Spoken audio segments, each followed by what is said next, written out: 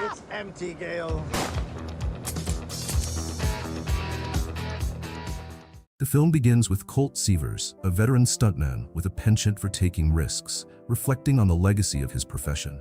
He speaks about how stunt performers have been the unsung heroes of Hollywood, silently risking life and limb to bring action to the big screen. It's a life of high stakes and constant danger, but for Colt, it's always been worth it, especially since he gets to work alongside Jody Moreno, a brilliant camera operator with aspirations of becoming a director. Their chemistry is undeniable, but their personal and professional lives collide when Colt takes on a stunt for the biggest star in Hollywood, Tom Ryder. The scene is high stakes. Colt, harnessed for a massive freefall, is set to deliver the kind of breathtaking action that defines Ryder's blockbuster films. However, something goes horribly wrong. The rigging fails, and Colt plummets to the ground, leaving him with a severely injured back and a shattered sense of purpose. The accident forces him to leave not only the industry he loves, but also Jody, creating a rift that seems irreparable. 18 months later, we find Colt working as a valet driver for a modest Mexican restaurant, his glory days behind him. He's become a shadow of his former self, haunted by the accident and the life he left behind. One day, a chance encounter with a former colleague, who mockingly refers to him as the fall guy, reignites Colt's frustration with his circumstances. When Gail Meyer, a sharp and relentless producer, tracks him down with an offer to return to stunt work, Colt is resistant. That is, until she reveals that Jody is directing the project, a massive sci-fi epic called Metal Storm, starring none other than Tom Ryder.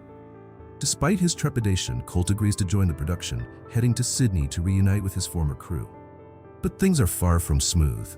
Upon arriving, he discovers that Jody didn't request him for the job and is still harboring resentment over his abrupt departure. Worse, she seems to be channeling her feelings into the film itself, using its narrative as a thinly veiled commentary on their failed relationship. Meanwhile, Colt's first stunt back, a complex cannon roll, shakes his confidence, especially when it's clear the crew is watching to see if he'll fail. Just as Colt begins to find his footing, Gale drops a bombshell.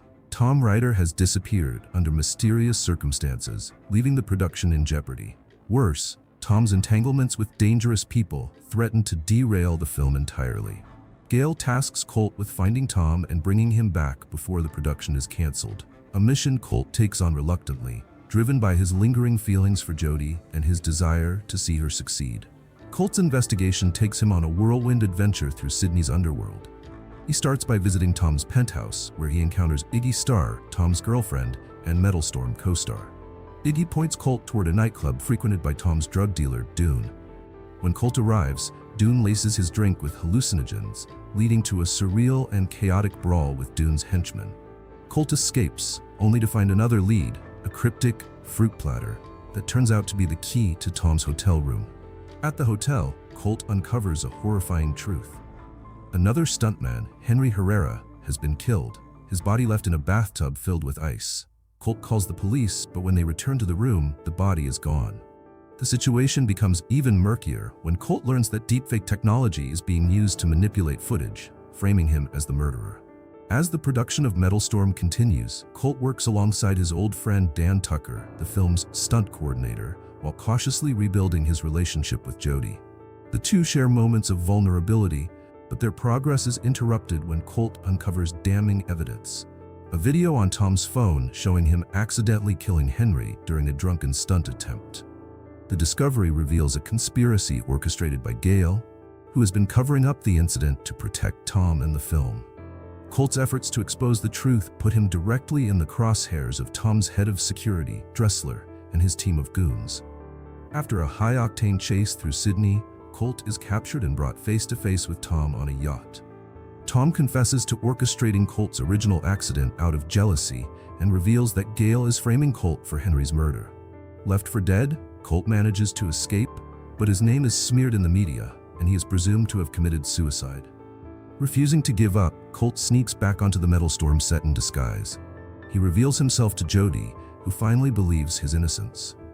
Together, they hatch a daring plan to trick Tom into confessing. Colt challenges Tom to perform the film's climactic stunt, a death-defying car jump across a canyon, while secretly recording their conversation. Tom, ever the egotist, takes the bait, spilling the truth just as Colt pulls off the stunt flawlessly. The climax escalates into an explosive confrontation as Gale attempts to flee with the recording in a helicopter. Colt, with Jody's help, leaps onto the helicopter mid-air, engaging in a brutal fight with Gale and Tom. After a harrowing struggle, Colt retrieves the evidence and jumps to safety, landing on a crash mat set up by Dan. The helicopter crashes, taking Gale and Tom down with it. In the aftermath, Metal Storm is completed with Jason Momoa stepping in as the new lead and Alma Milan, Tom's former assistant, receiving a well-deserved producer credit. The film becomes a box office smash, Jody cements her reputation as a visionary director, and Colt clears his name. More importantly, Colt and Jody rekindle their romance, celebrating a fresh start together. A cheeky post-credit scene shows Karma catching up to Tom in the most ironic way. An attempt to relaunch his career ends in literal fireworks, while Colt and Jody embrace their hard-earned happy ending.